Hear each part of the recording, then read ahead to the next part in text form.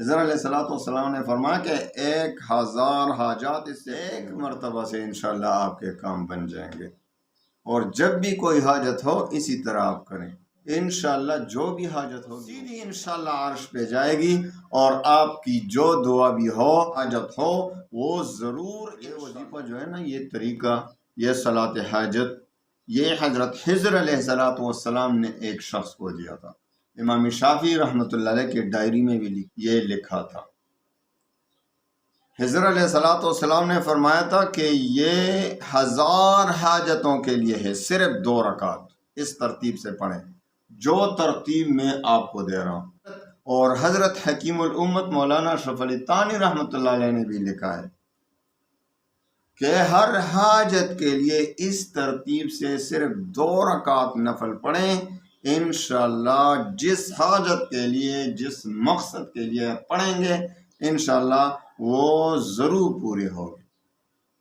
ترتیب یہ ہے کہ آپ نے خوب اچھی طرح سے، جو مکروہ وقت نہ ہو اسی وقت 2 رکعت نفل پڑھنے، خوب اچھی طرح وضو کریں اور پھر 2 رکعت نفل پڑھیں حاجت کی۔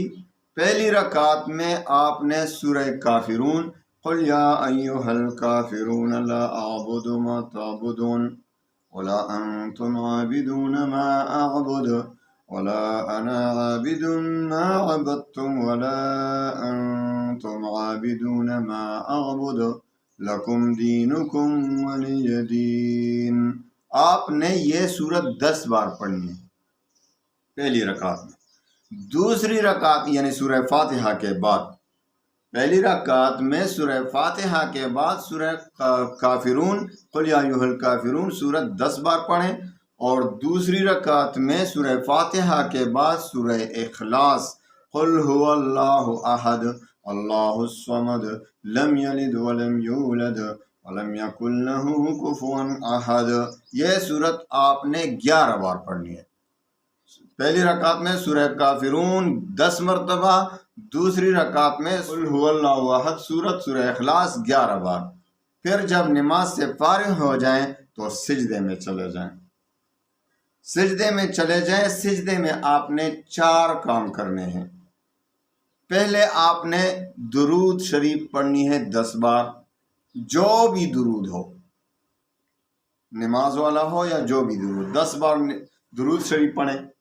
اس کے بعد 10 بار تیسرا کلمہ پڑھیں پورا، سبحان اللہ والحمد للہ ولا الہ الا اللہ واللہ اکبر ولا حول ولا قوة الا باللہ العلی العظیم، العظیم تک پورا 10 بار پڑھیں۔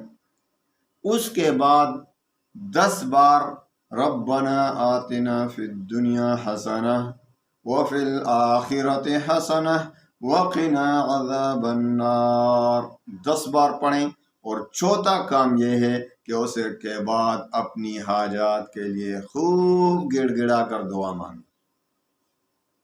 اس ترتیب سے جب آپ دعا مانگیں گے تو انشاءاللہ سیدھی قبولیت کے منزل طے کرے گی، تو سیدھی انشاءاللہ عرش پہ جائے گی، اور آپ کی جو دعا بھی ہو، جو نیک اور شرعی حاجت ہو وہ ضرور انشاءاللہ پوری ہوگی۔ تو یہ طریقہ آزما لیں، ایک مرتبہ سے انشاءاللہ آپ کے کام بن جائیں گے، اور جب بھی کوئی حاجت ہو اسی طرح آپ کریں۔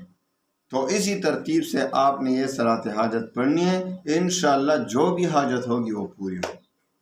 حضرت علیہ السلام نے فرمایا کہ 1000 حاجات اس سے پوری ہو جاتی ہیں اس نماز سے۔